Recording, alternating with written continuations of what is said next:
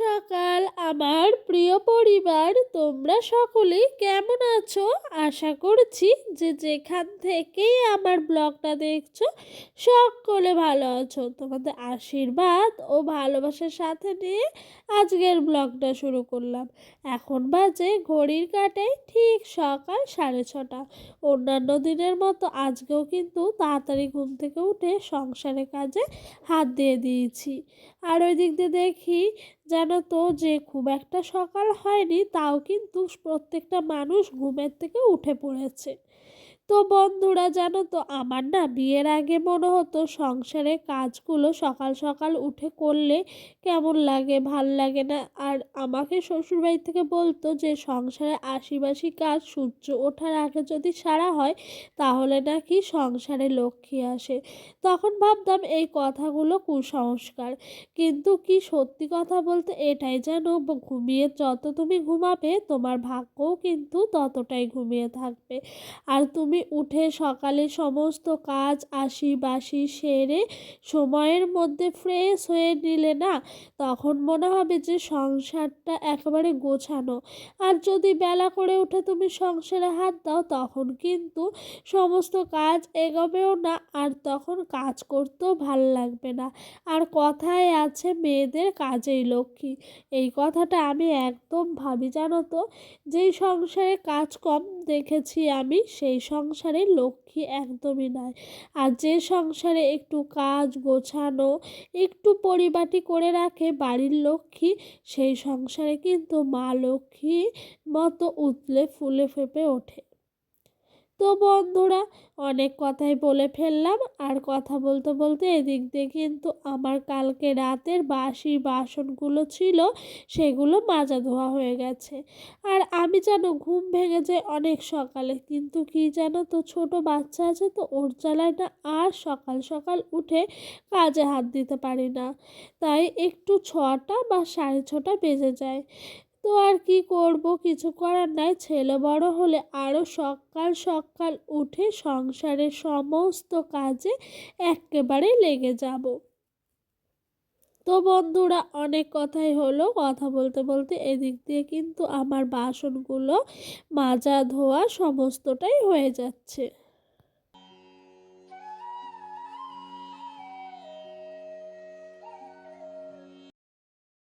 আর বন্ধুরা চলো বাসনগুলো ধুতে ধুতে তোমাদের সুন্দর সুন্দর কিছু কমেন্টের উত্তর দেওয়া যাক।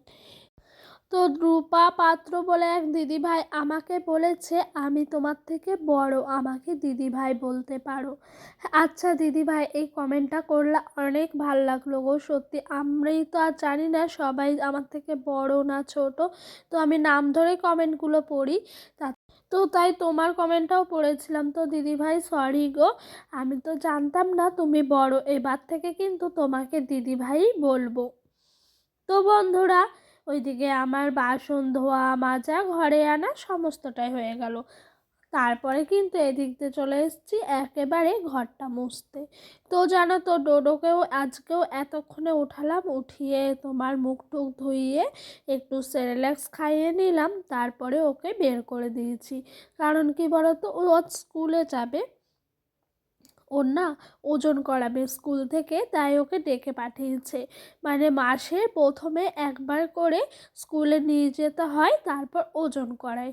তো আজকে আর ডোডোর পাপা নিয়ে যায়নি, তাই আজ জানতেও পারলাম না জানো যে ওর ওয়েটটা আসলে কতটা হয়েছে। আজকে শ্বশুরমশাই নিয়ে গেছিলেন, তো উনি না বাড়ি এসে ঠিকঠাক মতো বলতে পারেন না, তাই জানতেও পারলাম না। খুব আপস অ্যান্ড ডাউনের মধ্যে আছি গো, খারাপ লাগে। প্রত্যেক মাসে ছেলেটা যদি সঠিক ওজনটা জানতে পারি তাহলে না খুব ভাল লাগে। তো ওই দিক দিয়ে আমার ঘর মোছা হয়ে গেল, আর এই দিক দিয়ে দেখেছিলা তো কিছু জামা কাপড় এনে রেখে দিয়েছিলাম, সেইগুলো কিন্তু এইদিকে চলে আসলাম একেবারে মেলতে। মানে কালকে স্নানের পর সবার যে জামা কাপড়গুলো থাকে সেগুলো তো আর শোকায় না, সেগুলো আমরা বারান্দার দড়ির মধ্যে মেলে রাখি। আর যদি না শোকায় মানে তাও সকালে একবার রোদ্দুরে দিয়ে দিই। রোদ্দুরের জিনিস শোকানোর আলাদাই একটা শান্তি। তো সমস্ত কিছু কিন্তু আমি এখনই সব রোদে দিলাম। আর ওদিক দিয়ে দেখি রোদে দিতে দিতে সবাই মাঠে কাজ করতে চলে এসছে, মানে মাঠে যে আলু গাছগুলোকে লাগিয়েছিল সেগুলো আল কাটতে চলে এসছে। তো এগুলো দেখেও অনেক ভাল লাগে গো, সত্যি গ্রামের পরিবেশ মুগ্ধ হয়ে যায়। দেখেছো আমি যে ভিডিওটা করছি সবাই কিন্তু কাউকে কাউকে দেখাও যাচ্ছে, মানে মাঠে আল কাটছে। আর এইদিকে একজন মহিলা ছিলেন আর একজন পুরুষ ছিলেন। দেখো মেয়েরাও কিন্তু ছেলেদের সঙ্গে কাঁধে কাঁধ মিলিয়ে সব সময় কাজ করে যায়। আর আমরা হাউসওয়াইফরা ভাবি ঘরের মধ্যে থাকলে কতই না কাজ, কিন্তু আমাদের কাজগুলো সেরকম কাজই না যারা মাঠে ঘাটে বা অন্যান্য জায়গায় কাজগুলো করে থাকে। তাদের ঘর বার একসঙ্গে সামলাতে হয় একা হাতে। অনেক কথাই হলো, কাল শ্বশুরমশাই নিয়ে এসেছিলেন বাঁধাকপি, সেই বাঁধাকপিটাই কিন্তু আজকে একটু ভালো করে রান্না করে নিচ্ছিলাম। তো টমেটো নিয়ে এসেছি, ডোডোর পাপাকে বলেই দোকান থেকে নিয়ে আসলাম। টমেটো ছাড়া আমার যেন বাঁধাকপিটা জমে না, আর এর মধ্যে যদি মটরশুঁটি হয় তাহলে তো আর কোনো কিছু বলতেই হবে না। আজ যেন কাঠ নেই, তাই পাটকাঠি দিয়ে সমস্ত রান্নাটা করলাম।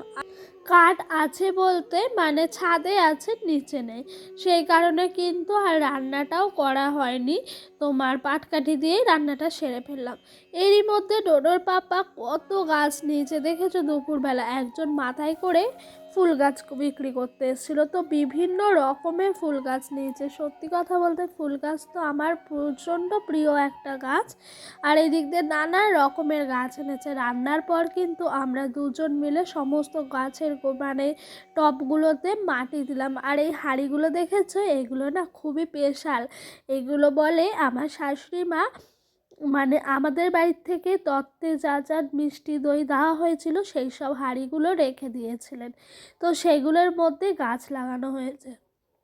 আর এখানে প্রচুর গাছ আছে।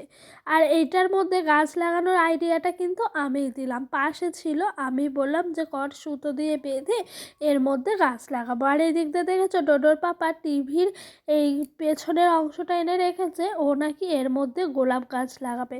ওনাকে অর্ডার দিয়েছে, এনে দেবে বলেছেন 1 সপ্তাহের মধ্যে।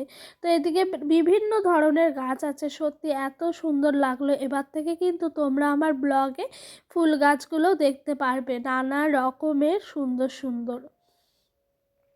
তো আর কি, দুজন মিলে গাছ টাছ লাগিয়ে ওই দিক দিয়ে চলে গেল একটু ফ্রেশ হতে, আর আমি এই দিক দিয়ে চলে আসলাম উনানটা একেবারে সুন্দর করে লেপতে।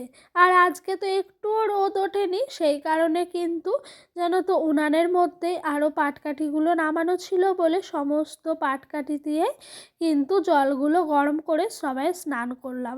আর উনানটা লেপছি, আর দেখেছো কেমনভাবে ধোঁয়া উঠছে, আমার না হাতটা প্রচণ্ড জ্বলে যাচ্ছিলো।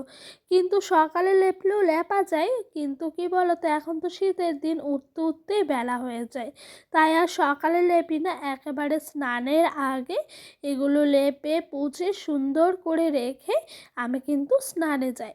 আর কথায় আছে জানো, বাসি উনান সারা রাত রাখতে নেই, এটা নাকি অনেকে বলে কুসংস্কার, আবার অনেকে বলে যে এটা নাকি কুসংস্কার নয়। তো আমার মনে হয় কুসংস্কার নাকি আমি ঠিক জানি না, তবে না রাখাটাই উচিত। কেন বলো তো, কালী যেহেতু, কালীটা সকালে ঘুম থেকে উঠে বলে মানুষের না দেখতে, মানে কালী কালো জিনিস অশুভ, তো কালীটাও অশুভ বলেই ধরা হয়। সেই কারণে কিন্তু আমারও ভাল লাগে না যে ঘুম থেকে উঠেই ঘর থেকে বেরিয়ে একেবারে কালী উনানটা দেখব। তাই আমি উনানটা লেপে পুছে সমস্তটাই সুন্দর করে রাখার চেষ্টা করি। আর এই দিক দিয়ে দেখেছো অর্ধেকটা লেপে ওই দিকটা লেপাও হয়ে গেল। এরই মধ্যে স্নান সেরে চলে এসেছি সবাই একেবারে খাওয়া দাওয়া করতে। বাঁধাকপি দেখেছো ডোডোর পাপার খাওয়া হয়ে গেছে, ও আজ শুধু বাঁধাকপি দিয়ে আর ধনেপাতা বাটা দিয়েই ভাতটা খেয়েছে। শিম আলুর তরকারি হয়েছিল, পাতেও নিল না।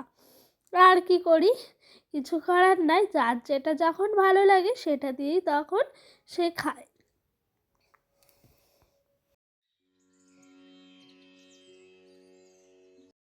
তো বন্ধুরা তারপরে এদিকে চলে আসলাম সমস্ত জামা কাপড়গুলো মেলে কিন্তু ঘরে রাখবো বলে।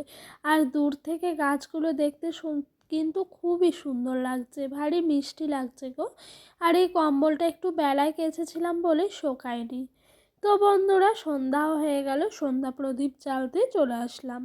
আর বন্ধুরা ভিডিওটা কিন্তু বেশি বড় করছি না, ভিডিওটা এখানেই শেষ করে দেবো গো। তোমাদের যদি আমার ভিডিওটা ভালো লেগে থাকে অবশ্যই একটা লাইক আর একটা কমেন্ট করো। আর তোমাদের আছে সবার কাছে আমার একটা ছোট্ট অনুরোধ, আমার ভিডিওটা তোমাদের যদি আরও ভালো লেগে থাকে প্লিজ একটা কমেন্ট করো। তোমাদের ছোট্ট ছোট্ট একটা কমেন্ট, একটা লাইক কিন্তু আমাকে নেক্সট দিনের ভিডিও বানাতে অনেকটাই মোটিভেট করে। তো বন্ধুরা আমার ভিডিওটা তোমাদের যদি আরও ভালো লেগে থাকে অবশ্যই আমার এই চ্যানেলটা সাবস্ক্রাইব করে ছোট্ট চ্যানেলটার পাশে নতুন সদস্য হয়ে থেকে যেও কিন্তু, এই অনুরোধে তোমাদের কাছে আমার হাত জোড় করে রইল। তো বন্ধুরা তোমরা যে যেখান থেকে আমার ভিডিওটা দেখছো অবশ্যই কিন্তু কমেন্ট করে জানিও কে কোথায় থেকে আমার ব্লগটা দেখছো।